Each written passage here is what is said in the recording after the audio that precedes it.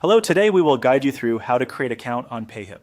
In this walkthrough, we'll set up a brand new account so you can start building your online store and selling digital products, courses, or memberships with confidence.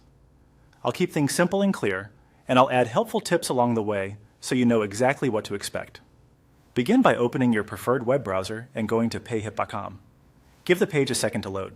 For the smoothest experience, use a modern browser and make sure your internet connection is stable. On the Payhip homepage, look toward the top right corner of the screen. You'll see the option to log in. From there, you'll find the path to create a new account. Go ahead and proceed to the registration form when you see it. On the registration page, start by entering your first name. Use the name you want associated with your store and communications. Next, enter your last name. Keep in mind this helps personalize your account and may appear in certain account-related emails.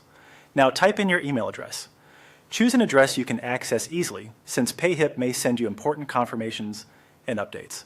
It's a good idea to double-check for typos before moving on. After that, create your password. Pick a strong, unique password that you don't use elsewhere, ideally with a mix of letters, numbers, and symbols. If you use a password manager, this is a great time to let it generate and save a secure password for you.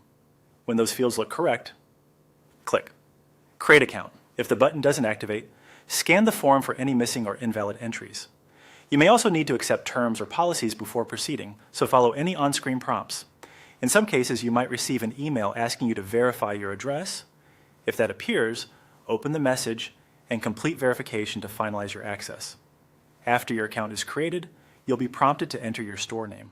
This is the public-facing name customers may see, so choose something clear, memorable, and relevant to what you sell. Don't worry if you're undecided. You can usually update your store name later as your brand takes shape.